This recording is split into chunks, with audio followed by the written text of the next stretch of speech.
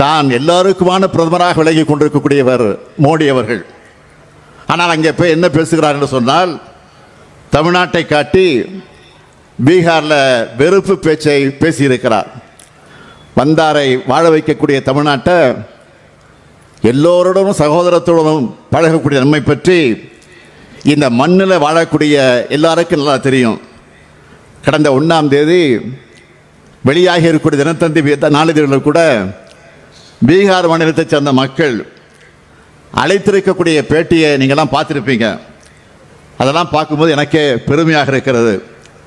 தமிழ்நாடு எப்படியெல்லாம் எங்களுக்கு வாய்ப்புகளை உருவாக்கி தருது, தங்களுடைய வாழ்க்கை தரத்தை எப்படியெல்லாம் உயர்த்தி இருக்குதுன்னு மிக தெளிவாக பீகார் மக்கள், தமிழ்நாட்டில் வந்து பணிபுரியக்கூடிய, தொழில் செய்து கொண்டிருக்கக்கூடிய, வாழ்ந்து கொண்டிருக்கக்கூடிய அந்த பீகார் மக்கள் பேசியிருக்கிறார்கள். ஆனால் மாண்புமிகு பிரதமர் அவர்கள் பீகாரில் வாக்கரசியலுக்காக அங்கே போய் நாடகத்தை நடத்தியிருக்கிறார்.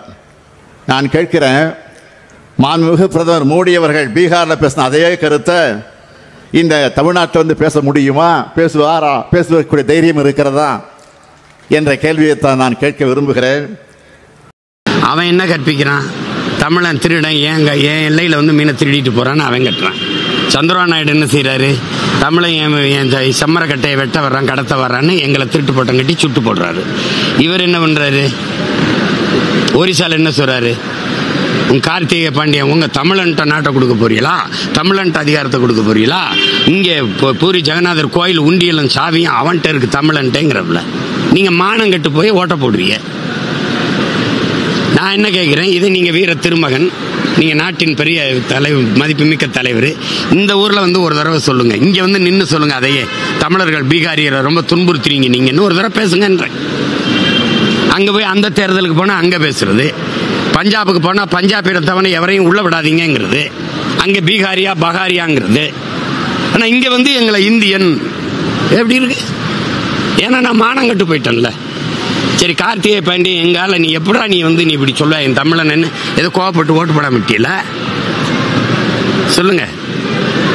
நீ கர்நாடகா மாறி மாறி காங்கிரஸும் பாஜக தானே ஆள்றிய, எங்களுக்கு உரிய நீரை பெற்றுத்தரலன்னு கோவிச்சுக்கிட்டு காங்கிரஸ் பிஜேபி ஓட்டு போட மாட்டியல. இல்லை கச்சத்தீவை எடுத்து கொடுத்தாவே நீயாவது மீட்டு கொடுக்கல ஏன்னு கேட்டியல. லட்சக்கணக்கான இன மக்களை கொண்டு குவிக்கிறதுக்கு ஏன் கூட நின்று நீ உதவுன காங்கிரஸை கேட்டியல, அதை கேட்டியல. என்னங்க மானங்கட்ட ஒரு மந்தை கூட்டமாக மாறிட்டோம் தமிழா, அதனால அவன் அதை பற்றி கவலைப்படல.